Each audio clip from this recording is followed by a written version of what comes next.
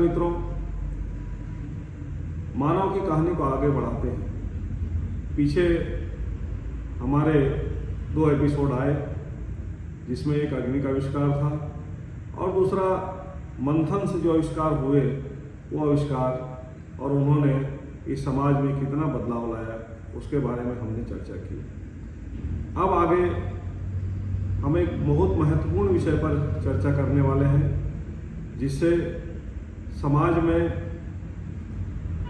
मानव के जीवन में एक आमूलचूल परिवर्तन हुआ जो हमें आज भी दिखाई देता है और उसके बिना मानव का कोई भी कार्य नहीं हुआ और ना आगे भविष्य में होगा। तो एक ऐसा आविष्कार जिस पर हम चर्चा करेंगे, यह आदिम काल में ही हुआ और अद्यतन उस आविष्कार का उपयोग हम कर रहे हैं। तो नमस्कार, मैं Lalit Sharma, footprints of civilisation channel पर आप सबका स्वागत करता हूँ। तो मित्रों, आज हम चर्चा कर रहे हैं पहिए के आविष्कार की, चक्के के आविष्कार की। पहिए का आविष्कार भी मानव जीवन का मानव सभ्यता का एक क्रांतिकारी आविष्कार था। मनुष्य के जीवन को सुगम बनाने में इसका एक महत्वपूर्ण योगदान है और आज हमको देखने से ऐसा लगता है कि बिना पहिए के तो मनुष्य का जीवन है ही नहीं, बिना चक्र के तो मनुष्य का जीवन है ही नहीं। तो इसके आविष्कार का प्रारंभ होता है आदिम काल में, जब मनुष्य को भोजन पकाने के लिए बर्तनों की जरूरत पड़ी, तब उसका सहारा बनी मिट्टी। मिट्टी के बर्तनों को थेपी से थेप के ऐसा बनाया जाता था और उसके बाद उसने उसे पकाना सीखा। पकाना सीखने के बाद उसमें वो भोजन पकाने लगा, निर्माण करने लगा, संग्रह की वस्तुएं जो है मटकी में रखने लगा, बड़े बड़े मटके बनने लगे और उसमें धन धान्य जो संग्रह करना था वो उसमें रखा जाने लगा। तो इस तरह मटके जो है एक स्टोरेज का भी काम आने लगे। लेकिन हाथ के घड़े हुए मटके जो थे वो सुडौल नहीं होते थे, सुंदर नहीं होते थे। धीरे धीरे मनुष्य ने विकास किया और उसने पहिए का आविष्कार किया। पहले बार जब पहिया बना तो ठोस था, उसमें आरे नहीं थे और सबसे पहले पहिए के रूप में कुम्हार की चाक का ही आविष्कार हुआ, ऐसे विद्वानों का मत है। उस पहिए पर मिट्टी रखकर और उसको चलाकर उस पर मटके बनाए जाने लगे, पकाए जाने लगे। मटके के साथ जो हमारे घर में आवश्यकता के बर्तन जो उपलब्ध होते हैं वो बनने लगे। इस तरह जो है मनुष्य के जीवन में एक नई क्रांति आई। पहले परिवहन जो होता था, परिवहन मनुष्य अपने कंधे पर ढोता था। उसने कांवड़ बनाई जिससे अधिक सामान ले जा सके। उसके पश्चात जब पशुओं को उसने पालतू बनाया, जंगली पशुओं को जब पालतू बनाया तो वो पशु जो है फिर सामान ढोने के काम आने लगे। उन पर सामान लाद कर एक स्थान से दूसरे स्थान पर ले जाने लगे। तो इस तरह जो है पशु बल से और मनुष्य बल से मनुष्य के परिवहन का और ट्रांसपोर्टिंग का काम होता था। आगे चलकर उसने जब कुम्हार की चाक को देखा और उस पर चिंतन किया, मनन किया, मंथन किया, तो बहुत ही अरसे के बाद में जाकर उसकी एक सोच आई कि क्यों ना इस पड़े हुए चाक को खड़ा कर दिया जाए और बीच में एक एक्सल लगा दिया जाए, जिससे ये पहिए होंगे और ये चलने लगेंगे तो इस पर अधिक सामान ढोया जा सकता है। तो इस तरह जो है सबसे पहले पहिए का आविष्कार हुआ और पहिए का गाड़ी के रूप में प्रयोग होना चालू हुआ। विद्वान कहते हैं कि मेसोपोटामिया की सभ्यता, जिसमें 3500 से लेके 3000 BC में इसका आविष्कार मानते हैं, लेकिन मेरा मानना है कि इससे भी बहुत पूर्व में हुआ है, क्योंकि काल गणनाएं कहीं न कहीं जो है चूक हो जाती हैं, तो ये उससे पूर्व का आविष्कार है। पहिए का आविष्कार और चाक का आविष्कार जो है, ये तो आप विदित ही है कि बहुत क्रांतिकारी आविष्कार था। इस आविष्कार का अंकन प्राचीन काल के मंदिरों के, विहारों के जो सिंह द्वार होते थे, उनके द्वार शिलापट में भी अंकित हुआ, क्योंकि ये एक बहुत बड़ा आविष्कार था। सिरपुर में जो तीवर देव विहार है, वहाँ पर दाईं तरफ के द्वार शिलापट पर कुम्हार का बर्तन बनाते हुए एक चित्र उत्कीर्ण किया गया है, बहुत ही सुंदर है। तो इससे हमको जानकारी मिलती है कि कुम्हार का कार्य समाज के लिए कितना महत्वपूर्ण था। समाज के जो महत्वपूर्ण अंग हैं, कुम्हार है, बढ़ई है, लोहार है, ये प्राचीन समाज के सबसे बड़े इंजीनियर, सबसे बड़े कर्ता और मानव के जीवन को सरल बनाने के उपस्करों के आविष्कार करता थे। कोई भी अनुसंधान और उसका विकास कोई एक दिन की बात नहीं है कि आज पहिए, कुम्हार के पहिए का आविष्कार हुआ और कल वो जो है बैलगाड़ी के पहिए के रूप में इस्तेमाल होने लगा। यह विकास की सतत प्रक्रिया है, जो धीरे धीरे कालखंड में धीरे धीरे होती है। ऐसा नहीं है कि कुम्हार ने जो के पहिए का जो आविष्कार हुआ बर्तन बनाने के लिए, अगले ही दिन उससे बैलगाड़ी बन गई और तैयार हो गई। कुछ विद्वान मानते हैं कि इनमें 100 से 150 साल का समय लगा। कुम्हार के चाक को बैलगाड़ी का पहिया बनने में 100 से 150 साल लगा। कुछ विद्वान मानते हैं कि यह कालावधि भी और ज़्यादा है, लगभग 400 वर्षों में के सफ़र में जाकर वो पड़ा हुआ कुम्हार का चाक का पहिया वो बैलगाड़ी के रथ के पहिए के रूप में परिवर्तित हुआ। तो आविष्कार सतत अनुसंधान और धीमी विकास की प्रक्रिया है, तो इसमें जो है समय लगना तो संभावित है ही। तो मानव सभ्यता में पहिए के आविष्कार के प्रमाण मेसोपोटामिया से मिलते हैं, लेकिन भारत में सिंधु घाटी की सभ्यता में पहिए के आविष्कार से संबंधित सामग्री प्रचुर मात्रा में मिलती है, जिसमें खिलौना के रूप में 2 पहिए लगी हुई गाड़ी उत्खनन में प्राप्त हुई। बर्तन, पॉटरी जो है, जहाँ भी पुरातात्विक विषय की साइटें होती हैं वहाँ पर पॉटरी जरूर मिलती है और उसी पॉटरी से फिर काल का निर्धारण भी होता है।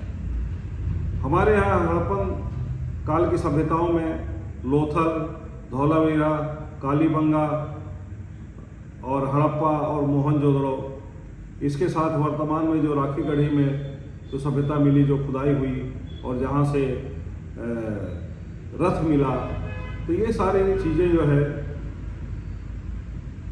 उस कालखंड की भारत में प्राप्त होती है। लोगों का ये मानना है कि सभ्यताएं मेसोपोटामिया से इधर चलकर आए। हमारा भी मानना ये है कि इधर से लोग चलकर वहाँ गए, तभी ये सारी चीज़ें पहुँची। बस ये थोड़ा सा भेद आने जाने में है। तो पहिए के आविष्कार की जानकारी हमको इन सब जगहों से मिलती है, जो पुरातात्विक महत्व के स्थल हैं। इसके साथ ही जब पहिए के आविष्कार हुआ तो आना जाना सुगम हुआ।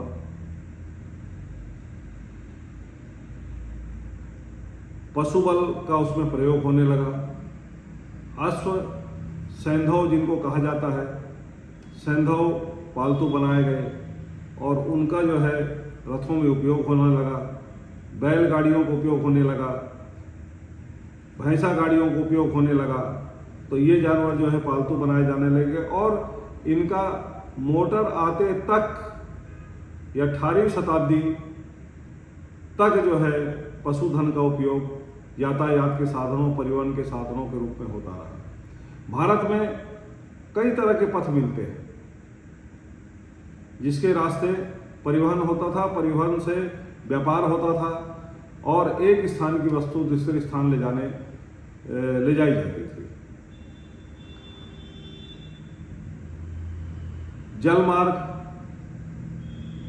नदियों के रास्ते जो है व्यापार होता था। नदियाँ समुद्र से जुड़ी हुई हैं और समुद्र के रास्ते फिर आगे चलकर एक देश से दूसरे देश में यहाँ की वस्तुएं और उपज वहाँ पहुँचाई जाती थी। उसके बाद जो है थल मार्ग होता था जिसमें गाड़ियों के चलने का रास्ता। तीसरा जो है पहाड़ों में चलने के रास्ते होते थे जिनको अश्वपथ कहते थे। चौथा जो है यातायात और परिवहन जो है सामान का एक स्थान से दूसरे स्थान पर पहुंचाना बकरियों भेड़ियों के माध्यम से भी होता था, भेड़ों के माध्यम से। तो पहाड़ों में जहाँ पर चौड़े रास्ते नहीं थे, सकड़े रास्ते थे, वहाँ पर जो है बकरियों के माध्यम से भी सामान एक स्थान से दूसरे स्थान पर पहुँचाया जाता था। तो उसको जो है अजपथ कहा गया। फिर कहीं कहीं छतपथ का भी जिक्र आता है। व्यापारियों का दल सामान लेकर निकल रहा है और पठार पर जब चलता है, आगे एकदम से खाई आ जाती है, तो वहाँ पर चमड़े के पैराशूट के माध्यम से नीचे मैदान में उतरने का जिक्र आता है, तो उसको छतपथ भी कहा गया। पहिए के आविष्कार के बाद मनुष्य जो है दूर दूर तक जाने लगा, लंबी लंबी यात्राएं करने लगा। एक स्थान की उपज, एक स्थान का सामान जो है दूसरे स्थान पर जाने लगा, समुद्र तक पहुंचने लगा, नदियों तक पहुंचने लगा। हमारे छत्तीसगढ़ में राजिम के सिरकट्टी के पास में लगभग 5000 साल पुराना एक प्राचीन बंदरगाह है जो पैरी नदी के किनारे है और वहाँ से सामान जो है उधर का इकट्ठा होता था और इकट्ठा होने के बाद महानदी में जहाज़ों पर चढ़ाया जाता था, लोड किया जाता था। उसके पश्चात ये यहाँ से महानदी के रास्ते जाकर भुवनेश्वर, कटक से समुद्र में जाकर वहाँ से वो व्यापारिक जहाज़ों तक पहुँचता था। इधर बहुत सारे अपने पूर्वी तट जिसको कहा जाता है, पूर्वी तट में बहुत सारे प्राचीन बंदरगाह भी थे। तो यहाँ की जो उपज थी वो विदेशों तक पहुँचने लगी। उसमें उसके मूल में जो था वो पहिए का ही आविष्कार था। वहाँ का सामान यहाँ आने लगा, यहाँ का सामान वहाँ जाने लगा। व्यापारी जो है एक स्थान से दूसरे स्थान तक जाकर व्यापार करते थे, तो इसमें पहिए ने बहुत बड़ी भूमिका निभाई।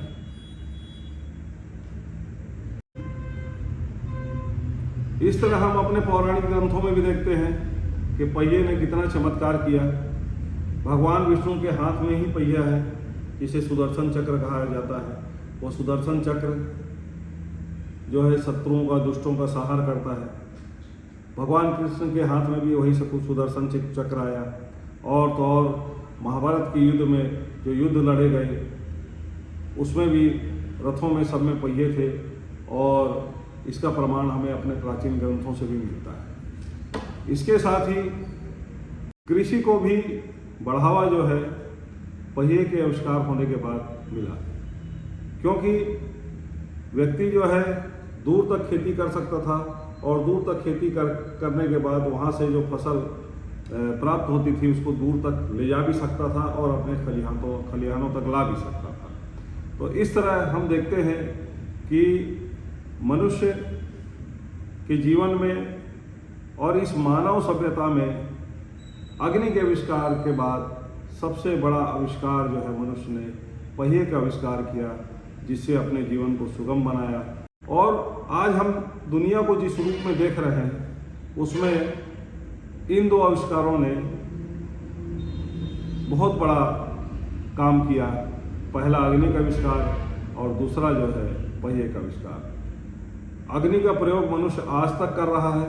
अपने जीवन के संचालन करने के लिए, और बिना पहिए के तो दुनिया ही थम जाएगी। ऐसी कोई चीज़ नहीं है जिसमें बिना पहिए के व्यक्ति का कार्य चल जाए। और तो और छोटी सी छोटी वस्तु में से लेके बड़ी से बड़ी मशीनों तक पहिए उसमें काम आते हैं। किसी में चक्र के माध्यम से आते हैं, किसी में गिरारी के रूप में आते हैं। इन मशीनों को संचालित करने के लिए पहिए का बहुत बड़ा योगदान रहा। तो इस तरह हम देखते हैं कि मानव सभ्यता में पहिए के आविष्कार ने क्रांतिकारी बदलाव लाया, मानव के जीवन को सुगम बनाया और सरल बनाया, और आज की स्थिति में उसको पहुंचाया जिससे वो उस पहिए के माध्यम से वो दूसरे ब्रह्मांड के दूसरे ग्रहों की भी यात्रा कर सकता है, चांद पर भी जाता है, मंगल पर भी जाता है। तो इस तरह मनुष्य के एक छोटे से आविष्कार ने, जो समय छोटा ही कहा जा सकता था, आज की दृष्टि में अगर आज हम खड़े होकर देखें तो पहिए का आविष्कार बहुत छोटी चीज़ है, लेकिन अगर उस कालखंड में हम खड़े होकर देखें तो पहिए का आविष्कार बहुत विराट आविष्कार था। तो इस तरह मित्रों, आज हमने पहिए के आविष्कार के विषय में चर्चा की। कुछ संसाधनों की कमी होने के कारण थोड़ा तकनीकी समस्या चैनल में आवाज़ की आ रही है, शीघ्र ही इसको दूर किया जाएगा। तब तक के लिए क्षमा प्रार्थी हूँ, और आप इस चैनल को अपना प्यार दें, सब्सक्राइब करें, लाइक करें, कुछ त्रुटियां हो तो कमेंट करें, उसके माध्यम से मैं अवगत हूँगा और अपने इस चैनल को मैं सुधार करूँगा और अच्छी से अच्छी चीज़ें जो है मैं आपको प्रस्तुत करूँगा, आप तक लेकर आऊँगा। नमस्कार, जय श्री राम।